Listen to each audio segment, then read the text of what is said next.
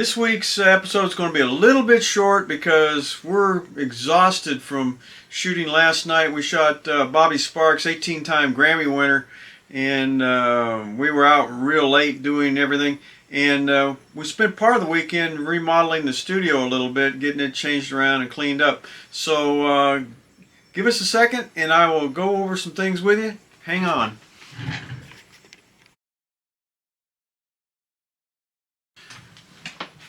The title of this week's episode is What Do You See?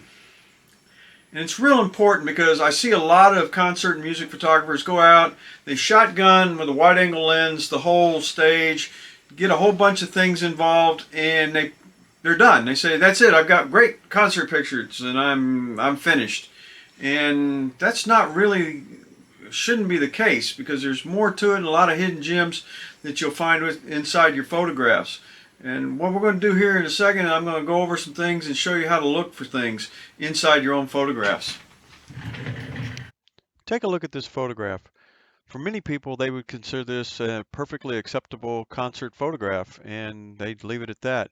But I shot Cody Hibbard here, and take a look at it and see what you see deep inside this photograph. There's a lot more to it than what is actually there.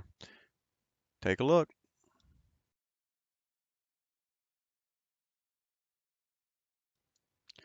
Tell me if you see this in the photograph. It's perfect on the left-hand side of the photograph, and it cuts down a lot of the confusion, eliminates a lot of the people and the distractions in the photograph. It also uses some negative space in the upper left-hand corner that can be very useful.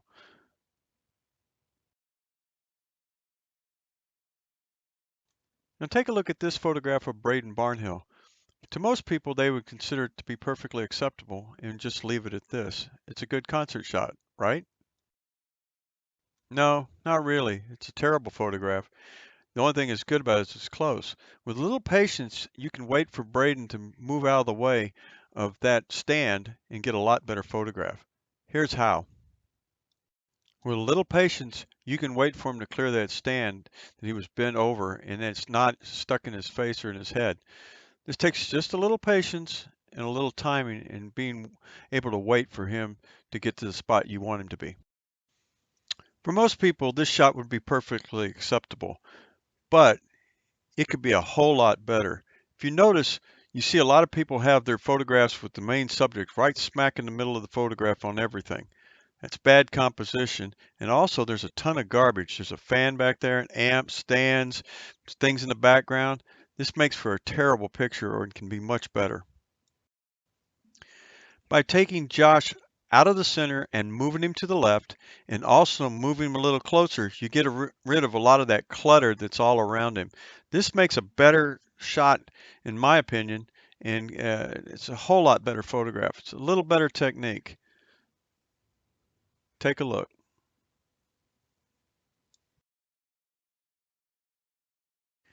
Take a look at this photograph of Gracie York. For most people, this is perfectly acceptable, and it's actually a pretty good photograph. It was taken during her sound check before her show, and you'll notice she's quite relaxed and comfortable, and the photograph shows that. This photograph is more of a journalistic style and is perfectly acceptable. Now this photograph is more of a portraiture style and shows her still same relaxed, just zoomed in a little bit. And what you see here is just a matter of your own personal taste as to what kind of photograph you want to achieve. Now this shot of Gracie is not bad, but if you'll notice, you'll see the dolly in the back, the the ice chest, the guy in the back, a lot of piping and things like that. This is all distraction and does not add to anything to this photograph. In fact, it makes it kind of annoying, but it is an actual documentation of what was going on at the time. You'll notice by cropping that for the most part, the dolly is missing. You still got a little piping, some trees. The guy in the back is gone. All the distractions that didn't make anything to the photograph are gone. Also, by making her larger, you're filling more of the frame of her and not the distractions. So that's the point, and this is something you need to look at and see. The concert stage can be a very hectic and busy place, and when you're photographing it, some things you might not notice are mic stands, beer bottles, signs, cables, lights, speakers, various other instruments that are out there. You'll notice people that are roaming around in the back. You'll have other musicians. And when you go to photograph a concert, you need to understand that that kind of thing is going to be happening and make adjustments for it. Well, hopefully you enjoyed this week's episode, and with a little patience, a little looking at what you're photographing and seeing, it will help quite a bit for you.